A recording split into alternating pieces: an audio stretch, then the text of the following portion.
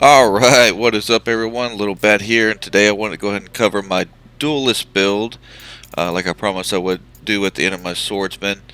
As you can see here, the affinities that I'm pushing for this, I'm over 1600 on the Duelist itself. I got that by just putting it on one piece of gear on the weapon, some mastery points, and I am stacking the Goblin and the Wolf. The Wolf here, the 60 agility you get, and the Samurai. I'm also pushing 600 Monk directly on the gear, 600 Void Knight directly on the gear, and I'm pushing the new Hunter class up to 600 for that additional break damage based on your agility. As you can see, I am stockpiling agility on this build. I'm almost at 1,000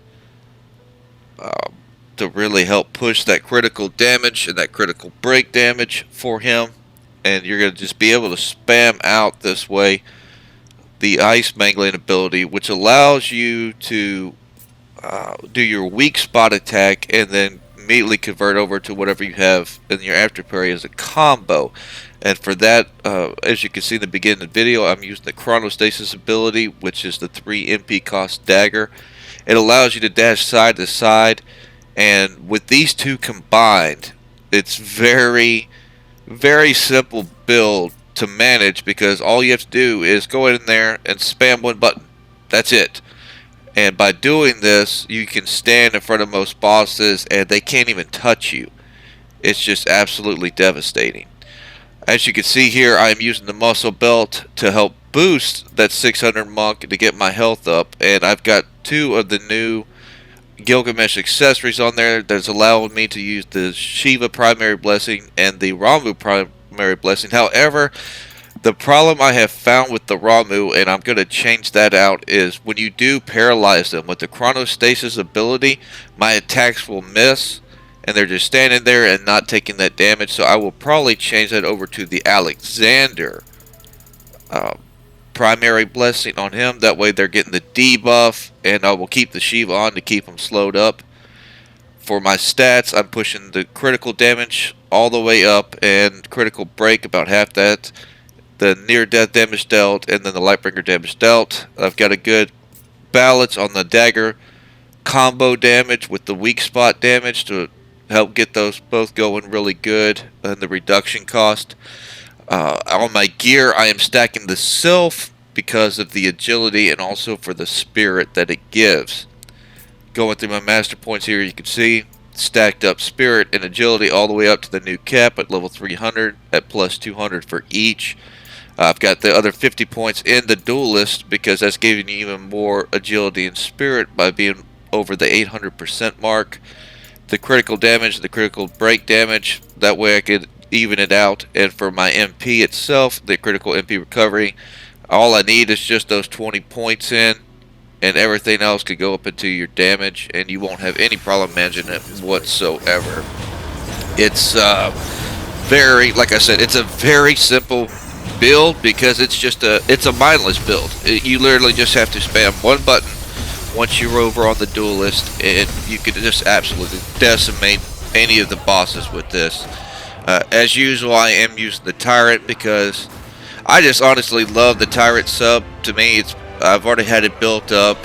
That way I can just get all my MP back. It's very universal to me when it comes to doing physical DPS or physical break builds. For the simple fact that the enchant that you get just lasts so long, I'm not having to worry about switching back and constantly rebuffing myself if I don't want to, especially with the Samurai, because every time with that and the 250 Monk, it just keeps refreshing my buffs. So I can usually go throughout a whole boss battle. I don't have to rebuff myself, but I just do it out of habit, to be honest, to be safe. But it also helps you just give you that safety net when you're going through fights. I also wanted to include that on the affinities that I'm pushing, I make sure that if you've got a 190 piece that could be boosted all the way to 250, if not, you're probably going to have to put it on your weapon to at least get 250 with the Assassin, because the 250 Assassin is going to boost both your weak spot damage and the Chronostasis damage, since the stat bonus on them is agility. The one weak point I would say probably of this build is trash mobs. Even though you can break trash mobs insanely fast in just a single tap, it's going to make it where you're going to be manually having to soul burst them. Or you're going to have to just beat down their health gauge with it. Unfortunately, they don't have the ability like the Ojimbo Samurai or like the Marauder that once you deplete their break gauge, they will soul burst. I mean, you could do that with Seal of Blood, but honestly, that means every time you're going to use the ability, you're going to have to go back to your command abilities, throw out Seal of Blood, and attack. So you'd be better off just to manually do it in that time frame anyway. But yeah, with this, especially with the weak spot, the Chronostasis spam setup, as you can see, even the co-op here, I'm basically tanking. And my partner is just standing back so I can do the demonstration and show off what the job can do. And I'm not worried about being in front of the boss whatsoever. You can see I'm hardly using any Lightbringer. I'm not having to refresh it whatsoever. Even when I've got aggro, I'm just standing right through their attacks, because by spamming that, you're avoiding most of the damage. So it's a really good, in essence, tank and break build with the Duelist setup now, and that's the combination of Chronostasis and the weak spot spam. So yeah, that's pretty much wraps up how I have my Duelist set up, and how I can just absolutely go in, no matter the boss, and just break them down and just stand right in front of them. Even Gilgamesh at the end here, you can see, just waylaying on him, and he's not even touching my Lightbringer. Even on this ranking and past floor 200, by me spamming these two abilities, I'm just able to stand through everything and keep it going.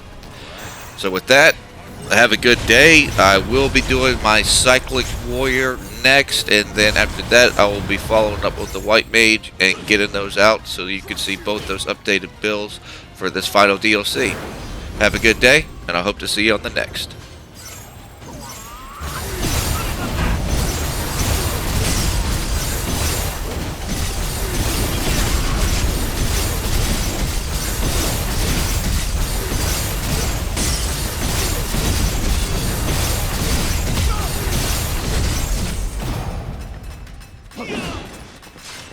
My trump card. Now we're talking.